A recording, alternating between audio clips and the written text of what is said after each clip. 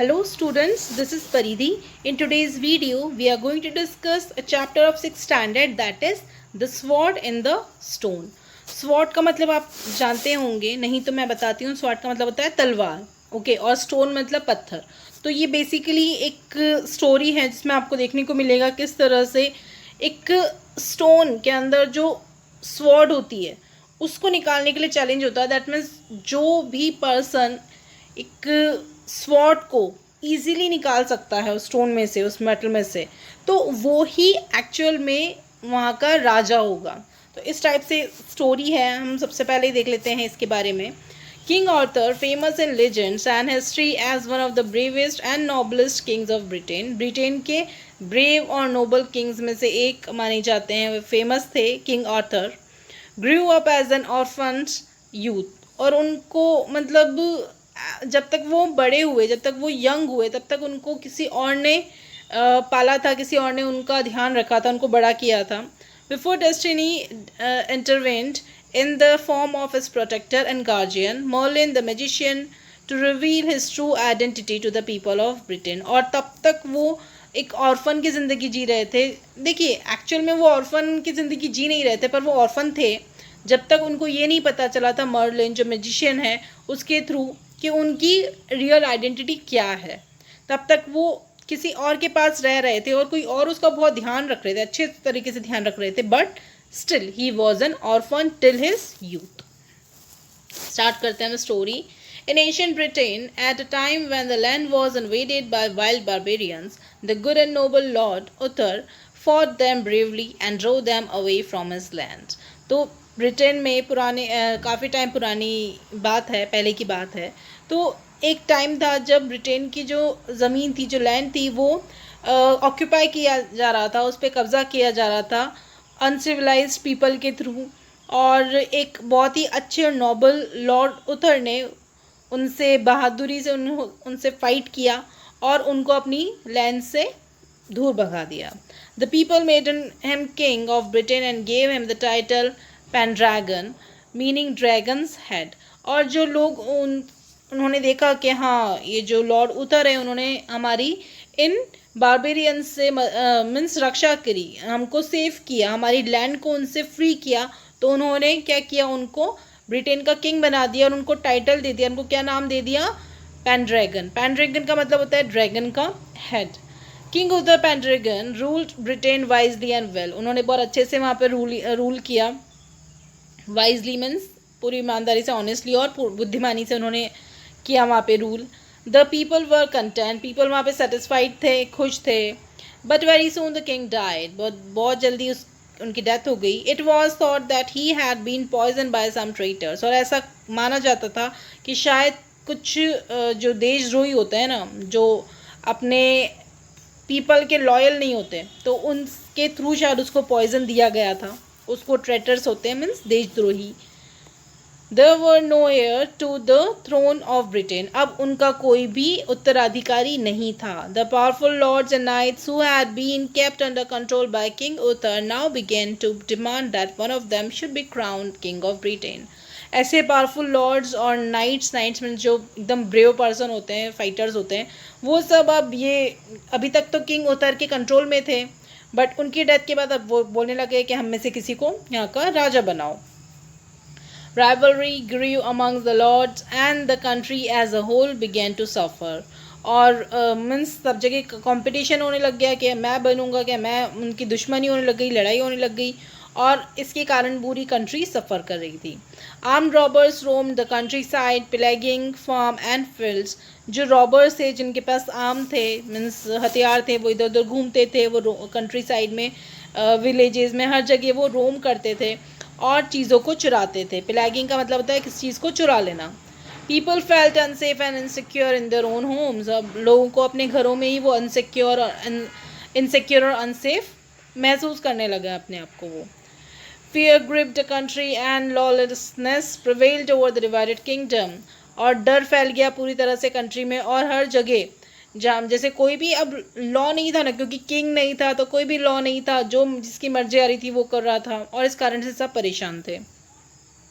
Nearly 16 years had passed since the death of Lord Uther. 16 years हो गए थे उनकी डेथ को. All the lords and knights for Britain had assembled at the Great Church of London for Christmas. Christmas में Great Church of London में वो लोग इकट्ठे हुए थे सारे लॉर्ड्स और नाइट्स ब्रिटेन के. On Christmas morning, just as they were leaving the church, a strange sight drew their attention. Morning में, क्रिसमस मॉर्निंग में जब वो लोग चर्च से निकल ही रहे थे तब एकदम से उनकी नज़र किसी चीज़ पर गई. In the church yard was a large stone. एक बहुत सा बड़ा सा स्टोन था चर्च यार्ड में, उसका जो आंगन था उसमें. And on it an anvil of steel. Anvil का मतलब होता है एक ऐसा ब्लॉक, हैवी ब्लॉक जो मेटल का बना था. तो उसमें एक्चुअली कुछ भी चीज़ डालो, जैसे मेटल डालो तो वो सॉफ्ट हो जाता है. तो बेसिकली एक एनविल था स्टील का, और in the steel a naked sword was held. और उसके अंदर एक तलवार थी जिसका कोई कवर नहीं था, अनकवर्ड तलवार थी.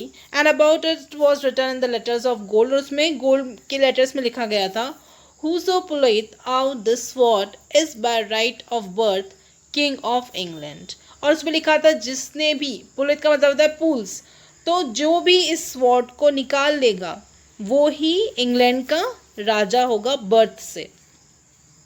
मीन्स उसका एयर होगा. एयर मीन्स होता है कि आपका उत्तराधिकारी होगा. Okay, so many of knights could not hold themselves back. तो काफ़ी जितने भी नाइट्स थे वो अपने आप को रोक नहीं पाए. Fancying themselves a future king, they rushed to the stone and attempted to draw the sword from its still anvil.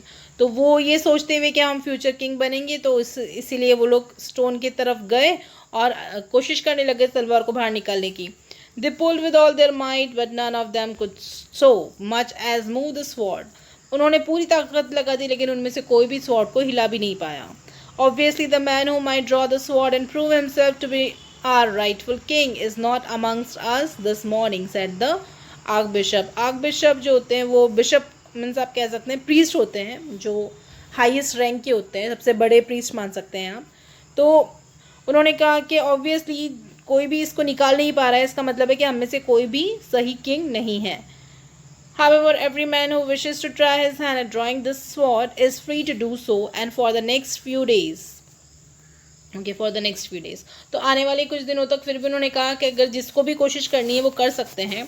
He who draws a sword will be crowned king. उसने कहा कि जो भी इस स्वॉर्ड को, इस तलवार को निकालने में सक्सेसफुल होता है वो किंग बन जाएगा, उसे किंग बना दिया जाएगा. And to celebrate the appearance of this magnificent sword and prepare ourselves for the arrival of our future king, we will hold a magnificent tournament on New Year's Day. तो उसने कहा कि इस भव्य चीज़ को सेलिब्रेट करने के लिए, इतना अच्छा स्वॉर्ड है हमारे सामने और भगवान ने हमें इतना अच्छा मौका दिया हमारे किंग को फाइनल करने के लिए, तो हमें इसको बहुत अच्छे से मनाना चाहिए. तो उन्होंने कहा कि एक अच्छा टूर्नामेंट, एक कॉम्पिटिशन रखते हैं न्यू ईयर्स डे के दिन. तो on New Year's Day a great number of young and brave knights gather to attend the church service. तो न्यू ईयर डे के दिन काफ़ी सारे ब्रेव नाइट्स सब इकट्ठे हुए. Knights means brave person. तो सब चर्च सर्विस को अटेंड करने के लिए इकट्ठे हुए. After that they met in the field nearby. और पास में एक फील्ड था, उसमें वहाँ पे सब इकट्ठे हुए to participate in the great tournament. Dukes and counts, earls, barons and knights crowded onto the field. Means सारे पावरफुल पर्सन जो एकदम कैसा, ड्यूक का मतलब होता है जो सरदार होता है ना, जैसे कोई भी ग्रुप होता है उसमें सबसे मेन पर्सन, सबसे बड़ा पर्सन, मीन्स सारे मेजर पर्सनालिटीज़ वहाँ पर इकट्ठी हो गई थी उस फील्ड में. Among them was sir Ector. Sir actor भी उनमें से एक थे, एक नोबल नाइट थे वो. He was accompanied by his 2 son. उनके साथ 2 बेटे थे उनके, Sir Kay and young Arthur. Kay was his own son. Kay उनका खुद का ही बेटा था. Who had been recently knighted. और जो अभी नाइट की, उसको नाइटहुड का मीन्स ऑनर दिया था. Arthur, whom he had brought up as a foster son, was actually an orphan whom he raised as his own child. अब आर्थर जो था, उसका जो दूसरा बेटा था, वो ऑर्फन था, उसका कोई नहीं था, तो उसका उन्होंने काफ़ी अच्छे से ध्यान रखा, अपने बेटे की तरह ही उसको बड़ा किया. The good sir actor loved both his sons dearly. अपने दोनों बेटों को वो काफ़ी पसंद करते थे, बहुत प्यार करते थे. As Sir Kay was preparing to join the tournament, he realized that he had left his sword behind at home. उसने जैसे ही, जो सर के था, मीन्स के का जो बेटा था, वो जैसे ही आगे बढ़ रहा था टूर्नामेंट के लिए, तो उसको एकदम ध्यान आया कि उसकी जो तलवार है वो घर पर ही भूल गया वो. Hastily he summoned his younger brother and said to him, जल्दी से उसने अपने ब्रदर को बुलवाया और कहा कि Arthur, you want me to win the tournament, don't you? उसने कहा कि तुम चाहती हो मैं टूर्नामेंट जीतूं, है ना? Then you must help me out, तो तुम्हें मेरी हेल्प करनी होगी. Take my horse and gallop home as fast as you can. तो उसने कहा कि मेरा हॉर्स लो और उसके साथ जल्दी से तुम घर जाओ, जितनी जल्दी हो सके तो जल्दी गैलॉप करो, मीन्स घर जाओ हॉर्स की हेल्प से, हॉर्स पर बैठ कर. Get my sword and rush back at once. उसने कहा कि मेरी स्वॉर्ड लेकर जल्दी से यहाँ पर आ जाओ. I am going called Arthur. Arthur ने कहा कि ठीक है मैं जाता हूँ. रशिंग ऑफ एट वंस, एक बार में गया वो. You shall have your sword sooner than you think. उसने कहा कि जितना तुम सोचते हो उससे पहले ही मैं तुम्हारी स्वॉर्ड लेकर आ जाऊँगा. As he rushed past the church, a glint of steel caught his eye, this blade of a sword, shining brightly in the morning sun. और जैसे ही वो जा रहा था चर्च के पास, मतलब जिस चर्च से निकल रहा था, तब उसको एकदम रिफ्लेक्शन हुआ उसकी आंखों में, एकदम चमक आई उसकी आंखों में किसी चीज़ की, और उसने देखा कि एक स्वॉर्ड की जो ब्लेड होती है, मीन्स आपने कभी तलवार देखा होगा, अगर तलवार के ऊपर की जो ब्लेड होती है, ब्लेड मीन्स जो ऊपर का एरिया होता है, तो उसकी ब्लेड को चमक रही थी सन में. The sword was mounted on an anvil on top of a block of marble. एक मार्बल के ब्लॉक के ऊपर एक एनविल में उस तलवार को रखा गया था. Right in the middle of the churchyard के जस्ट बीच में. It was the magic sword in the stone, but Arthur knew nothing about it. वो मैजिक स्वॉर्ड थी जो पत्थर के बीच में थी, लेकिन आर्थर को उसके बारे में कुछ भी नहीं पता था. Kay shall have his sword straight away, Arthur said to himself. Arthur ने कहा खुद से कि के को बहुत जल्दी उसकी स्वॉर्ड मिल जाएगी. He ran up to the stone, seized the sword by the handle and drew it out effortlessly. वो जल्दी से स्टोन की तरफ गया, उस स्वॉर्ड को पकड़ा और उसने हैंडल से उसको बाहर निकाला बिना किसी मेहनत के. He rushed back to his brother and handed the sword to him breathless with excitement. वो एक्साइटेड होते हुए अपने ब्रदर के पास पहुंचा और उसको वो तलवार दी. You are back very soon, Sir Kay said to him, but hey, this is not my sword. उसने कहा कि तुम काफ़ी जल्दी आ गए. उसने कहा लेकिन ये मेरी तलवार नहीं है. I have got it and that's what matters, के रिप्लाइड स्टबर्न एज एवर. के जो है वो थोड़ा सा आप कह सकते ज़िद्दी था, तो उसने कहा कि ठीक है मुझे मिल गई है, चाहे कैसे भी मिले पर मुझे तलवार तो मिल गई है. Will then come with me, Sir Ector said. Sir Ector ने कहा अच्छा तो चलो मेरे साथ आओ. And let us inside the great church which was now empty. तो वो चर्च में उनके अपने दोनों बेटों को लेके गए, क्योंकि सर एक्टर ने देखा कि वो जो तलवार है, जो मैजिक तलवार है, वो अब उसके बेटे के पास है. तो वो उन दोनों बेटों को अपने दोनों बेटों के साथ वो चर्च गया जो अभी तक खाली था पूरी तरह. Taking the holy book from the cord, Sir Ector said to his son, swear on the holy book that you drew the sword from the stone. उसने अपने बेटी से कहा कि अगर तुमने उस तलवार को लेकर आए हो तो जो हॉली बुक है उसके ऊपर हाथ रखो और बोलो कि तुमने निकाली है वो. सर के लोअर्ड हिज आईज. उसने अपनी आंखें झुका ली. He could not face his father now. वो अपने फादर का सामना नहीं कर सकता था. How did you come by the sword son. उसने कहा कि तुम्हारे पास तुम इस तलवार के साथ कैसे आए. Sir Ector asked him once again. एक बार और उन्होंने पूछा. Arthur brought it to me father, said Kay still with his lowered eyes lowered. अपनी आंखों को झुकाते हुए, अभी भी उसकी आंखें झुकी थी, उसने कहा कि मेरे लिए ये आर्थर लेकर आया है. Bring Arthur here, let the three of us go to the churchyard. उसने कहा कि ठीक है आर्थर को लेकर आओ और चलो हम तीनों ही चर्च यार्ड पर जाते हैं. तो चर्च यार्ड पर वो लोग गए. We have to know the truth about this.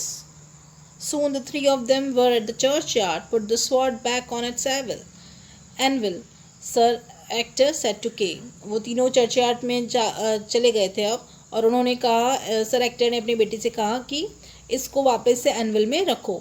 But try as he might, Kay could not put the sword back. It struck the anvil and slid off the block. तो उसने अपने बेटे से कहा के से कि तुम वापस इस तलवार को वहीं रखो.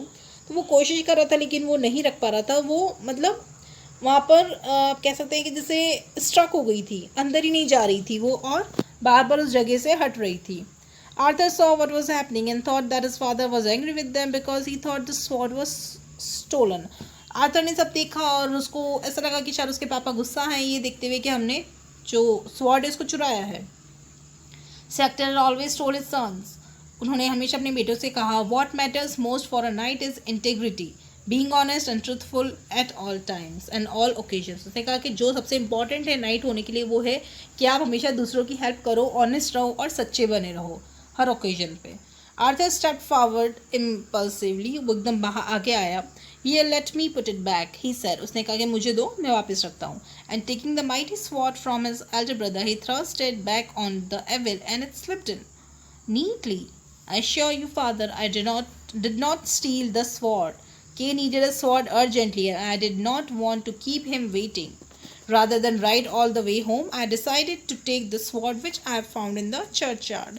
और जब आर्थर वो तलवार वापस रख रहा था तो उसने बहुत ही इजीली उस तलवार को अंदर रख दिया, जिसको के थोड़ा सा भी नहीं रख पा रहा था, थोड़ा सा भी अंदर नहीं डाल पा रहा था. तो उसने बहुत इजीली एनविल में उस तलवार को रख दिया. उसने कहा कि फादर, मैं आपसे कहता हूँ, मतलब मैं आपको यकीन दिलाता हूँ, मैंने चोरी नहीं की. के को तलवार चाहिए थी और मैंने सोचा कि उसको इतना वेट नहीं कराऊँ, क्योंकि घर जाके आने में काफ़ी टाइम लगता. तो मुझे ये चर्च यार्ड में दिखी और मैंने इसको लेने का डिसाइड किया. And see, it is back in its place now. I fully intended to put it back in the place after the tournament. उसने कहा कि देखो, अब वो वापस अपनी जगह पर है और टूर्नामेंट के बाद मैंने पूरा मैंने सोचा था कि मैं वापस इस तलवार को अपनी जगह पर रख दूंगा. At glancing as his brother he added, I am sure that is what Kay would have told me to do. Wouldn't you brother? उसने कहा कि मैं श्योर हूँ कि के भी मुझे यही कहता कि वापस उस तलवार को उसकी जगह पर रख दो. Sir Kay did not speak a word, लेकिन के ने कुछ नहीं बोला इस बात पर. All right Arthur, I believe you, said sir Ector. Sir Ector ने कहा कि मैं तुम पर विश्वास करता हूँ. Now let me see you draw that sword out as you did the first time. First you, Kay, but try as he might, Kay could not so much as grip the handle, and he could not move the sword however hard he tried. तो उसने कहा कि ठीक है, मैं देखता हूँ वापस से तुम लोग उस तलवार को वापस निकाल पाते हो नहीं. तो सबसे पहले के ने ट्राई किया, तो के उसके ग्रिप को थोड़ा सा भी नहीं हिला पा रहा था. Now it is your turn, Arthur, said Sir Actor sternly. उन्होंने एकदम स्ट्रिक्ट होते हुए कहा कि अब तुम्हारा टर्न है, Arthur. Arthur gripped the handle of the sword and drew the sword out gently but firmly. तो आर्थर ने तो उसको थोड़ा सा आराम से और बहुत ही ध्यान से उसको बाहर निकाल लिया. Sir Actor made him repeat the action again and again. Each time Arthur gripped the handle and drew the sword out without any hesitation. Sir Actor was overwhelmed. He fell on his knees before his young son, who held the mighty sword in his hand and bore his head in deep devotion. तो sir Arthur ने उसको बार बार ये चीज़ करने को कहा और वो बार बार बिना किसी मेहनत के वो इजीली स्वॉर्ड को बाहर निकाल लेता और अंदर रख देता आर्थर. तो सर एक्टर बहुत खुश हो गए इस चीज़ पर. वो अपने घुटनों पर बैठ गए अपने उस बेटे के सामने जिसके हाथ में इतनी महान तलवार थी और अपना सिर झुकाया. Wordlessly, Kay followed his example. Kay ने भी वही किया जो उसके फादर ने किया. Arthur jumped back in surprise. Arthur एकदम पीछे हुआ. Father, why do you kneel before me? उसने कहा, आप मेरे सामने क्यों घुटने पर बैठे हो? Am I not your son? क्या मैं आपका बेटा नहीं हूँ? That is what I had thought until now, Sir Actor replied. उसने कहा कि अभी तक मैं यही सोच रहा था. But now I know better. लेकिन अब मैं और ज़्यादा जानता हूँ. I know whose son you are. अब मुझे पता है तुम किसके बेटे हो. You are the son of the good King Arthur Pendragon, and I bow to you as you are the king of Britain now. उसने कहा कि तुम गुड किंग आर्थर पेनड्रैगन के बेटे हो और अब मैं तुम्हारे सामने सिर झुकाता हूँ क्योंकि तुम ब्रिटेन के किंग हो. How could that be? You and I know that I was an orphan boy entrusted to your care. उसने कहा कि आप भी जानते हो, मैं भी जानता हूँ कि मैं एक अनाथ लड़का था, बच्चा था जो आपकी देख रेख में था. Silently, Sir Actor pointed to the inscription on the stone which Arthur had not seen until now. और बहुत एकदम चुपचाप से सर एक्टर ने जो लिखा गया था उस तलवार के ऊपर, उस स्टोन के ऊपर, नॉट तलवार के ऊपर, सॉरी, स्टोन के ऊपर जो गोल्ड में लिखा गया था वो उसने उंगली दिखाते हुए बोला, जिसको आर्थर ने अब तक नहीं देखा था. Whose pulleth out the sword is by right of birth king of England. इसका मतलब है कि जो भी स्वॉर्ड को बाहर निकाल लेता है वो ही इंग्लैंड के किंग का, मीन्स उसको ही राइट है.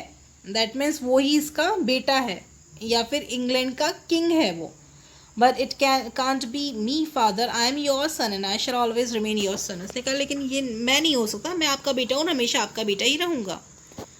There was a flash of light and Merlin appeared before them. अब एकदम चमक हुई, लाइट का एकदम फ्लैश हुआ और उसमें मर्लिन बाहर आया. मर्लिन एक ग्रेट विजार्ड था जिसने आर्थर की हेल्प की थी. तो मर्लिन बाहर आया. अ hooded figure with bright shining eyes and a bewitching smile. वो एक विजार्ड था, जादूगर था. Lovingly he set his hand on Arthur's head and said to him, "Indeed, I was the one who entrusted you to good Sir Ector for your own safety." उसने कहा कि मैं ही वो था जिसने तुम्हें सर एक्टर को दिया था तुम्हारी सेफ्टी के लिए. Your father and I knew that great danger lay ahead for the kingdom and yourself. उसने कहा कि तुम्हारे फादर और मैं हम दोनों जानते थे कि तुम्हारे ऊपर काफ़ी खतरा है.